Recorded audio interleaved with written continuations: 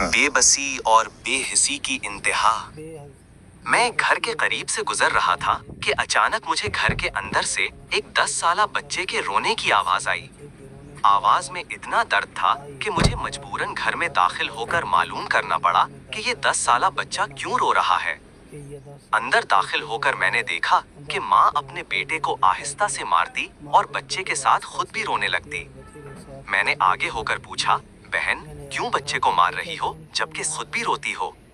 उसने जवाब दिया कि भाई आपको तो मालूम है कि इसके वालिद अल्लाह को प्यारे हो गए हैं और हम बहुत गरीब भी हैं। मैं लोगों के घरों में मजदूरी करती हूँ और उसकी पढ़ाई का मुश्किल से खर्च उठाती हूँ। ये कमबख्त स्कूल रोजाना देर से जाता है और रोजाना घर देर से आता है। जाते हुए रास्ते में कहीं खेल कूद में लग जाता है और पढ़ाई की तरफ जरा भी तवज्जो नहीं देता, जिसकी वजह से रोजाना अपनी स्कूल की वर्दी गंदी कर लेता है। मैंने बच्चे और इसकी माँ को थोड़ा समझाया और चल दिया।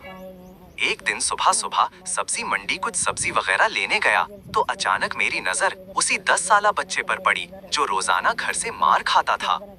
क्या देखता हूँ कि वो बच्चा मंडी में फिर रहा है और जो दुकानें ताज अपनी दुकानों के लिए सब्जी खरीद कर अपनी बोरियों में डालते तो उनसे कोई सब्जी जमीन पर गिर जाती और वो बच्चा उसे फौरन उठाकर अपनी झोली में डाल लेता। मैं ये माजरा देखकर परेशानी में मुब्तला हो रहा था कि चक्कर क्या है। मैं उस बच्चे को चोरी चोरी फॉलो करने लगा। जब उसकी झोली सब्जी से भर गई तो वो सड़क के किनारे बैठकर ऊंची ऊंची आवाजें लगाकर उसे बेचने लगा। मुंह पर मिट्टी, गंदी वर्दी और आंखों में नमी के साथ ऐसा दुकानदार जिंदगी में पहली बार देख रहा था। देखते देखते अचानक एक आदमी अपनी दुकान से उठा जिसकी दुकान के सामने उस बच्चे ने नन्ही सी दुकान लगाई थी। उस शख्स ने आते ही एक जोरदार पांव मारकर उस नन्ही सी दुकान को एक ही झटके में सारी सड़क पर फैला दिया और बाजू से पकड़कर उस बच्चे को भी उठाकर धक्का दे दिया। नन्हा दुकानदार आंखों में आंसू लिए दोबारा अपनी सब्जी को इकट्ठा करने लगा और थोड़ी देर बाद अपनी सब्जी किसी दूसरी दुकान के सामने डरते डरते लगा ली। भला हो उस शख्स का जिसकी दुकान के सामने अब उसने अपनी नन्ही दुकान लगाई। इस शख्स ने इस बच्चे को कुछ नहीं कहा। थोड़ी सी सब्जी थी, जल्द ही फरोख्त हो गई और वो बच्चा उठा और बाजार में एक कपड़े वाली दुकान में दाखिल हुआ और दुकानदार को वो पैसे देकर दुकान में पड़ा अपना स्कूल बैग उठाया और बिना कुछ कहे स्कूल की जानिब चल दिया। मैं भी इसके पीछे पीछे चल रहा था। जब वो बच्चा स्कूल गया तो 1 घंटा देर हो चुकी थी, जिस पर इसके उस्ताद ने डंडे से उसे खूब मारा। मैंने जल्दी से जाकर उस्ताद को मना किया कि यतीम बच्चा है, इसे मत मारो। उस्ताद फरमाने लगे कि सर ये रोजाना 1 घंटा देर से आता है, मैं रोजाना इसे सजा देता हूँ कि डर से स्कूल टाइम पर आए और कई बार मैंने उसके घर भी पैगाम दे चुका हूँ। बच्चा मार खाने के बाद क्लास में बैठकर पढ़ने लगा। मैंने उसके उस्ताद का मोबाइल नंबर लिया और घर की तरफ चल दिया। घर जाकर मालूम हुआ कि मैं जो सब्जी लेने गया था वो तो भूल ही गया हूँ। हस्बे मामूल बच्चे ने स्कूल से घर आकर माँ से एक बार फिर मार खाई होगी। सारी रात मेरा सर चक्कर आता रहा। अगले दिन सुबह की नमाज अदा की और फौरन बच्चे के उस्ताद को कॉल की कि मंडी टाइम हर हालत में मंडी पहुंचे, जिस पर मुझे मुस्बत जवाब मिला। सूरज निकला और बच्चे का स्कूल जाने का वक्त हुआ और बच्चा घर से सीधा मंडी अपनी नन्ही दुकान का बंदोबस्त करने निकला। मैंने उसके घर जाकर उसकी वालदा को कहा कि बहन मेरे साथ चलो, मैं तुम्हें बताता हूँ आपका बेटा स्कूल क्यों देर से जाता है।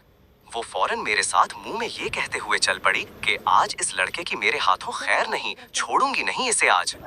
मंडी में लड़के का उस्ताद भी आ चुका था। हम तीनों ने मंडी की 3 मुख्तलिफ जगहों पर पोजीशनें संभाल ली और नन्ही दुकान वाले को छुप कर देखने लगे। हस्बे मामूल आज भी उसे काफी लोगों से झड़कें लेनी पड़ी और आखिरकार वो लड़का अपने सब्जी फरोख्त करके कपड़े वाली दुकान की तरफ चल दिया। अचानक मेरी नजर उसकी माँ पर पड़ी तो क्या देखता हूँ कि बहुत ही दर्द भरी सिसकियाँ लेकर ज़ारो कतार रो रही थी और मैंने फौरन उसके उस्ताद की तरफ देखा तो बहुत शिद्दत से उसके आंसू बह रहे थे। दोनों के रोने में मुझे ऐसा लग रहा था जैसे उन्होंने किसी मजलूम पर बहुत जुल्म किया हो और आज उनको अपनी गलती का एहसास हो रहा हो। उसकी माँ रोते रोते घर चली गई और उस्ताद भी सिसकियाँ लेते हुए स्कूल चला गया। हस्बे मामूल बच्चे ने दुकानदार को पैसे दिए और आज उसको दुकानदार ने एक लेडी सूट देते हुए कहा कि बेटा आज सूट के सारे पैसे पूरे हो गए हैं, अपना सूट ले लो। बच्चे ने उस सूट को पकड़कर स्कूल बैग में रखा और स्कूल चला गया। आज भी 1 घंटा लेट था वो। सीधा उस्ताद के पास गया और बैग डेस्क पर रखकर मार खाने के लिए पोजीशन संभाल ली और हाथ आगे बढ़ा दिए कि उस्ताद डंडे से उसको मार ले।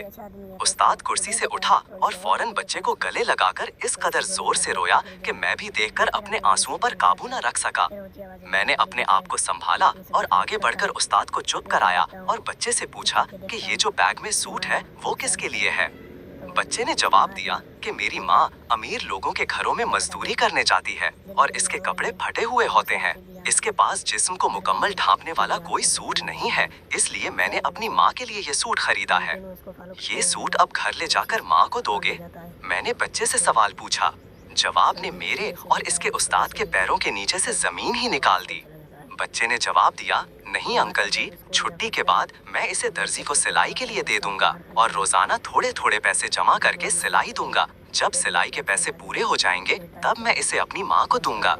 उस्ताद और मैं ये सोचकर रोते जा रहे थे कि अभी इस मासूम को और मंडी जाना पड़ेगा और लोगों से धक्के खाने पड़ेंगे और नन्ही दुकान लगानी पड़ेगी।